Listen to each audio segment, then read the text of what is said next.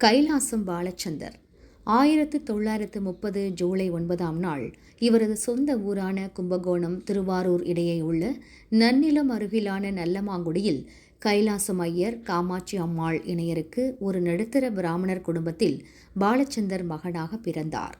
இவர் தந்தை கிராம முனிசிப் பணியில் நன்னிலத்தில் இருந்தபோது பள்ளிப்படிப்பை முடித்துவிட்டு தனது மேல் படிப்பை சிதம்பரம் அண்ணாமலை பல்கலைக்கழகத்தில் பிஎஸ்சி பட்டம் முடித்தார்.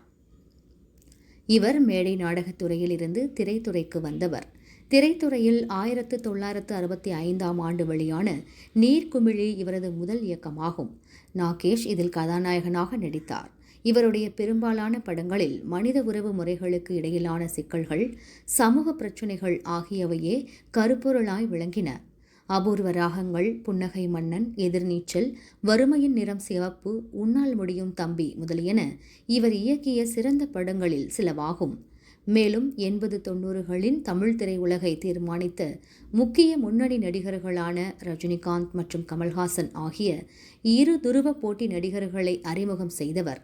அது மட்டுமின்றி தமிழ் திரையுலகில் பின்னாளில் அசாத்திய வில்லன் நடிகர்களான நாசர், பிரகாஷ்ராஜ் மற்றும் தனது நகைச்சுவையால் பலரையும் சிந்திக்க வைத்த நகைச்சுவை நடிகர் விவேக் அனைவரையும் அறிமுகம் செய்ததே பாலச்சந்தர் அவர்களையே சாரும்.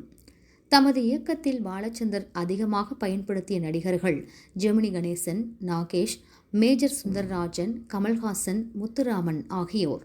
நாகேஷ் இவருக்கு மிக விருப்பமான நடிகர்களில் ஒருவராக மட்டுமல்லாது அவரது நண்பருமாக இருந்தவர். நடிகையரில் சவுகார் ஜானகி, ஜெயந்தி, சுஜாதா, சரிதா ஆகியோரை குறிப்பிடலாம். கவிதாலயா என்ற சொந்த திரைப்பட தயாரிப்பு நிறுவனத்தையும் நிறுவினார். இதன் மூலமாக பிற இயக்குநர்களின் கைவண்ணத்தில் பல திரைப்படங்களை அளித்துள்ளார். அவற்றில் சில குறிப்பிடத்தக்க திரைப்படங்கள் நெற்றிக்கண், ராகவேந்தர், சிவா ஆகியவை ஆகும். மேலும் 90ஸ்களுக்கு பிறகு கையளவு மனசு போன்ற பெரும் வரவேற்பை பெற்ற தொலைக்காட்சி தொடர்களையும் இயக்கினார். உடல்நலம் பாதிக்கப்பட்டு சிகிச்சை பெற்று வந்த பாலச்சந்தர் 2014ஆம் ஆண்டு டிசம்பர் 23 அன்று காலமானார்.